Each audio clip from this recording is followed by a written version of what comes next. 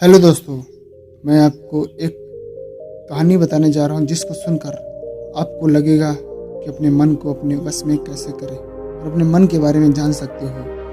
दोस्तों, एक बार एक राज दरबार में एक कलाकार आता है और इस कलाकार की जब भी यह कलाकार अपनी कलाकारी दिखाता तो ऐसा कोई भी व्यक्ति नहीं होता था जो इसके कलाकारी को देखकर हंसे ना। बड़े बड़े राजा महाराजा इस कलाकार की कलाकारी को देखकर हंसते हंसते लोटपोट हो जाते थे, लेकिन इस बार वो एक कलाकार एक गंभीर राजा के दरबार में था। इसीलिए लोगों को यह संदेह था कि कहीं वो इस बार असफल ना हो जाए। वह कलाकार अपनी कलाकारी दिखानी शुरू करता है और वही होता है जो हर बार से होता आ रहा था। राजा का हंसते हंसते बुरा हाल हो जाता है।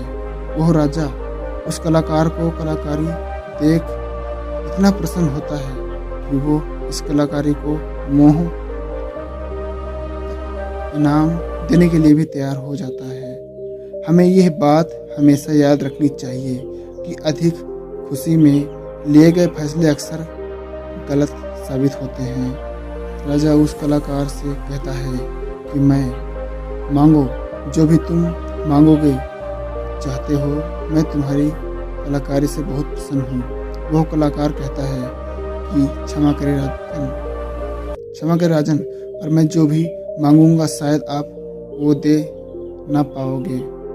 राजा अपने आसन से खड़ा होता है और कहता है कि अब तुम मेरी प्रशंसा को क्रोध में बदल रहे हो।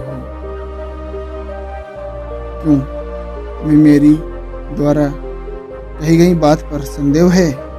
अब राजा अपने अहंकार को बीच में ले आता है और जहाँ भी अहंकार बीच में आ जाता है वहाँ काम बिगड़ना निश्चिंत हो जाता है। फिर वह कलाकार राजा से कहता है कि नहीं राजन, मुझे क्षमा करें, मेरे बोलने का मतलब ये नहीं था, बल्कि मैं तो बस ये कहना चाहता था कि आप इस बात को फिर से एक बार दोहरा दें। फिर उसके बाद राजा कहता है कि मैं तुझे वचन देता हूँ कि जो तू भी हद से रहकर मांगेगा वो हद में रहकर मांगेगा वो तुझे जरूर मिलेगा। उसके बाद वह कलाकार कहता है कि तो ठीक है, आप मुझे 24 घंटों के लिए आपके राज्य का राजा बना दीजिए। उस कलाकार की बात सुनकर राजा मन ही मन सोचता है कि अच्छा है, मैंने इसे हद में रहकर मांगने को कहा था, वरना ये तो हमेशा के लिए राजा बनता। वैसे तो 24 घंटे कोई बड़ी बात नहीं है।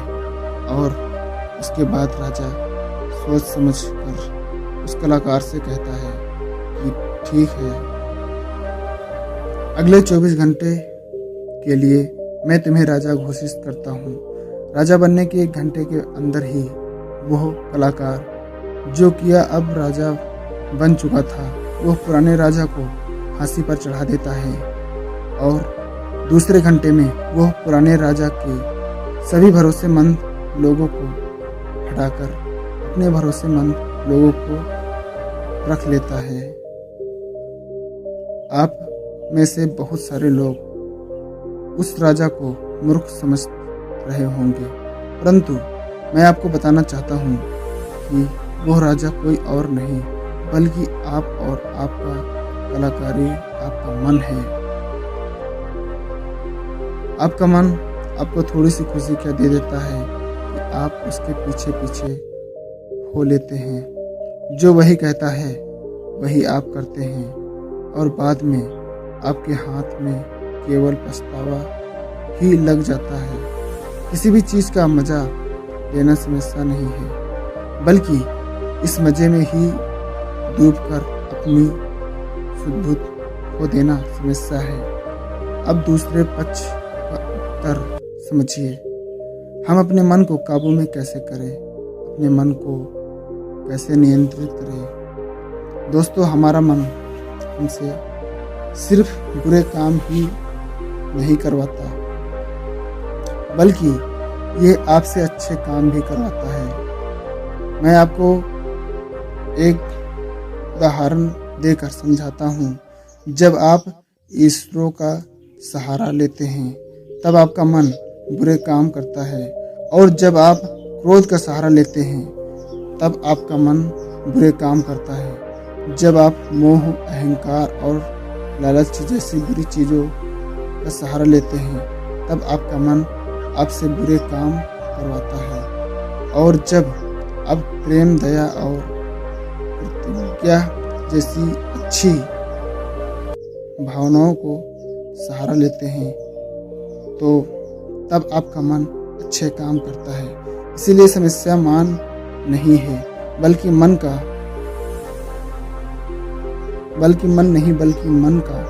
इस्तेमाल किस तरह से किया जा सकता है, यह समस्या है। गौतम बुद्ध ने जागरूकता को इतना महत्वपूर्ण इसलिए बताया हुआ है क्योंकि जागरूकता के द्वारा ही आपके मन को नियंत्रित कर सकते हैं। मन को नियंत्रित करने का मतलब यह नहीं है कि आपके मन में नेगेटिव विचार आने ही बंद हो जाए। मन नियंत्रित करने का सही मतलब यह है कि आपका कोई भी विचार आपको विचलित ना कर पाए। विचलित होने का अर्थ सिर्फ परेशान होना नहीं है, बल्कि खुश होना भी होता है। बल्कि ज़्यादा खुश होने समस्या नहीं है, परंतु उस खुशी में कोई निर्णय लेना समस्या है। उदाहरण, किसी से कोई वादा कर देना ठीक उसी प्रकार बहुत ज़्यादा दुख होना समस्या नहीं है, बल्कि इस दुख के कारण कोई निर्णय लेना समस्या है। उदाहरण, आत्महत्या करना। अगर आप पूरे जागरूकता के साथ यह देख पाए हैं और दोस्तों, वीडियो इसी जगह पे स्टॉप करते हैं और आप मेरे चैनल को सब्सक्राइब कर लें। जय हिंद, जय भारत। हेलो दोस्तों, मैं आपको एक कहानी बताने जा रहा हूँ जिसको सुनकर आपको लगेगा कि अपने मन को अपने वश में कैसे करें और अपने मन के बारे में जान सकते हो। दोस्तों, एक बार एक राज दरबार में एक कलाकार आता है और इस कलाकार की